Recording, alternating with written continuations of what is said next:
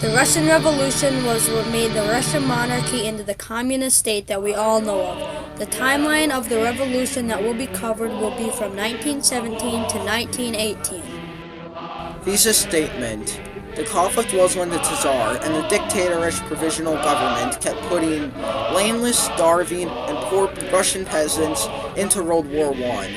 The compromise happened in 1914 in Petrograd. The Bolsheviks led the poor Russian people into a revolution which resulted in the overthrow of not only the Tsar, but the provisional government, and made our first communist state known as the United Socialist Soviet Republic, or USSR. The background. The monarchy was led by the Tsar. To make sure the Tsar was in check, they created the provisional government. When the monarchy stepped down, the only government left was the provisional. After that, lots of smaller parties started to form. Russia before its revolution was cold, hungry, and dead. During World War I, Russia faced 1,700,000 deaths. The people of Russia were fed up with their working conditions and wanted change. So on 2/23/1917, around 90,000 women on National Women's Day protested the conditions, and the next day 150,000 men protested and the monarchy stepped down. Accounts of life in Russia were a historically frigid winter collided with the red-hot anger to push Petrograd on the edge, coming from an American reporter staying in Russia at the time. Also, another report was crippling wartime shortages forced women to wait for hours in line for bread, wheat, and milk as their frostbitten fingers pinched their shawls tighter around their heads. By the fall of 1917, the residents of Petrograd were so desperate for relief that they seemingly endlessly chaos that they cared little about who could bring it. That was coming from an American reporter who was staying in Petrograd at the time before the revolution started. Then, Vladimir Lenin came to power over the people with a simple slogan, bread, land, and peace. He was the founder and creator of the Bolshevik Party. Also, as Nate stated, he pulled Russia out of World War I, which was their leading conflict at the time. Main event. The Russian peasants were finally fed up with the way the Tsar was running the country, so they started to rebel with such things as Richovy Put, the Soviet newspaper for the revolution. The revolution was a power struggle for power, and many parties just trying to get power. The different parties were trying to get support from different groups. For example, the middle-class Democrats were trying to get support from their army, while the Bolsheviks got their support from the poor class. A quote from Leon Trotsky from his book. The Russian Revolution. What distinguished our party almost from the very first stage of the revolution was the firm conviction that the logic of the events would eventually place it in power. February Revolution began on February 21st, 1917. On that day, 90,000 women left their work and factories to protest the war and lack of food. The next day, 150,000 men and women protested, and by 25th, the city of Petrograd was shut down and later to the Tsar abducted.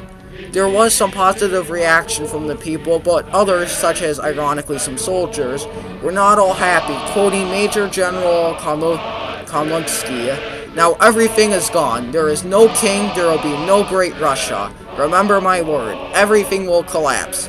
Everything that has been built for centuries under Tsar will collapse in a few months under the leadership of our revolutionary Intiska." The July days were when there were demonstrations, and as Trotsky described them in one of his works as spontaneous. Also, it was when the Bolshevik propaganda went wild and demonstrations of the Russian army with campaigns against the Bolsheviks went on. The Bolshevik party was pushed out of its strength, and when they got arrested or fled, Lenin, the Bolsheviks party leader, decided it would be good to wait out the struggle and regroup. After a deheartening speech and no support to the sailors, workers, and soldiers that attended the speech, Lenin got warranted for an arrest but escaped to Finland after being accused of using German funds to help himself.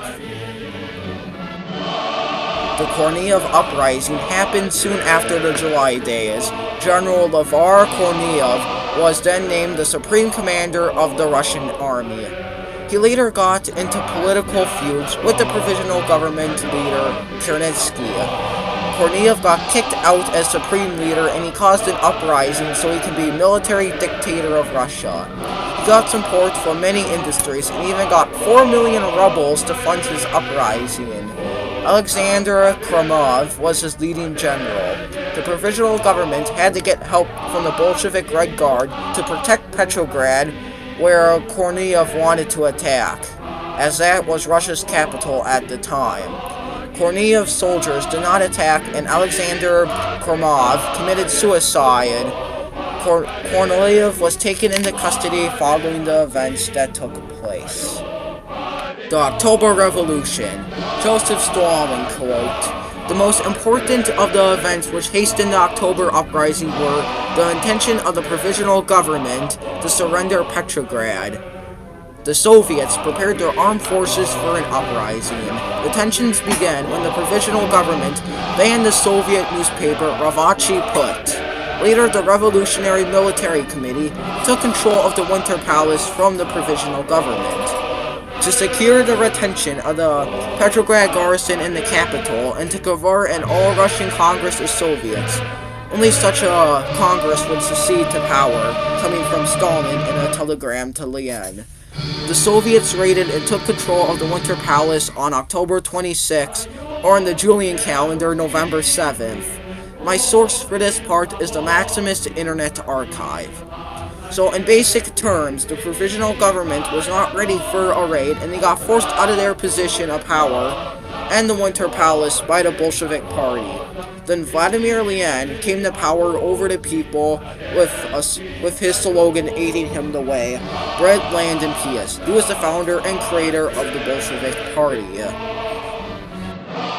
The Brest-Litovsk Treaty, the treaty that finally got Russia out of World War I. The idea behind signing the treaty for Russia was to make it where Trotsky will stall for time to let the Soviet revolutionaries in Germany and Austria-Hungary rise to power, while making Germany and Austria-Hungary sign the treaty. So while the revolutionaries rise in power, so no land will be lost for Russia. Unfortunately, the revolutions did not happen in either country, and Germany got sick of waiting, so they attacked Russia anyway. Eventually, Russia signed the treaty in which they had to give up Ukraine, Poland, and Finland, and more land. On the bright side, Russia does not have to fight in a war anymore. All Russia has to deal with now is to unify its people under the Bolshevik Party and become one Russia. Short-term impacts would be the Russian Civil War, which happened from 1917 to 1922. During the war, the White Army fought the Red Army for control of the government. The Red Army, the Bolsheviks, would control the government. The White Army was a provisional government. After the revolution, Lenin died. That made Joseph Stalin the new leader of Russia. The Russian Revolution sparked communism on the map. During the Cold War era, if there had been no Russian Revolution, there would be no push to spread communism to keep the communist market up, and ultimately keep communism in power. Long-term impact would be countries such as Cuba and technically China, which are countries that still base their governments off the idea of communism.